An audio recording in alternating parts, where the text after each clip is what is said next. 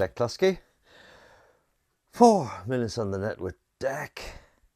What have I got for you this week? Deck@makehits.com if you want to send me a personal email, or make a comment down below, much better. And don't forget, the more people you share with, the more chance you have in our draw. Haha. www.makehits.com. Had an email from a guy. Now this is total coincidence because last Friday we played a benefit show in Gosport, big football club in Gosport, and one of the support bands was a Shadows type tribute. Hank Marvin, if you're old enough to remember that, I just Googled Hank Marvin. A very innovative guitar player, played a red Strat through a Vox amp with a tape echo type of affair and a whammy bar.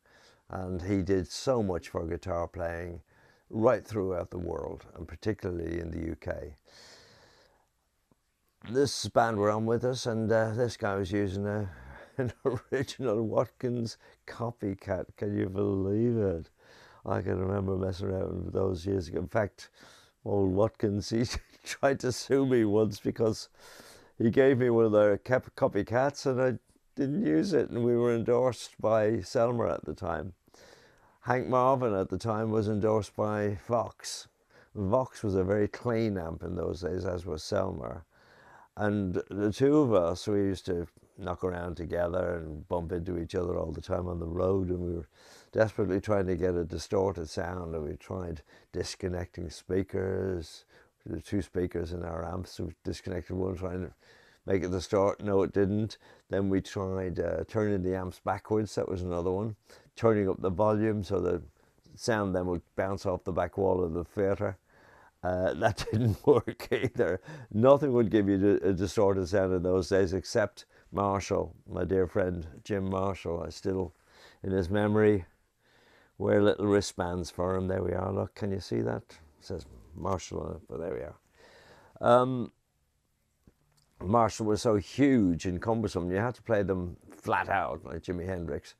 It didn't suit our music at all. But there we are. That's Hank Marvin and me. Funny enough, I played a concert a few years ago, about 4 years ago, with Bruce Welsh, where I played Hank's part. That was good fun. And Bruce, as he would, he played the Shadows part, but that was lovely. But the question that his member of the Serious Writers Guild has, so he's got this song floating around in his mind, and in his mind it demands a Hank Marvin type riff, and he's got the riff, but he wants to get the genuine Hank Marvin sound. And how would he go about getting that?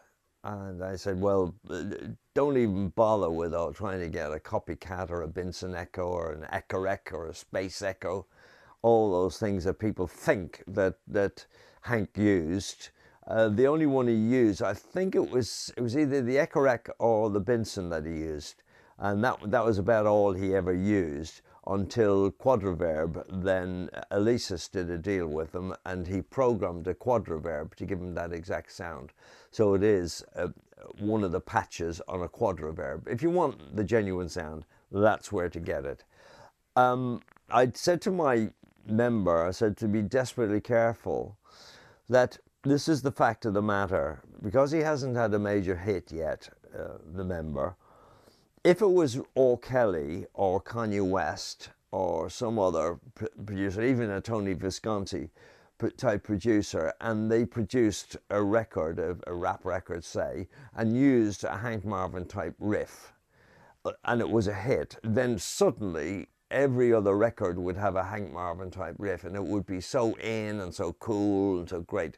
But if you haven't had a hit and you put a Hank Marvin type riff on, and you try to flog it to a record company or distribution company, production company, they will be all people of my age, and they will immediately listen to it and say, oof, no, that's so old-fashioned, so dated.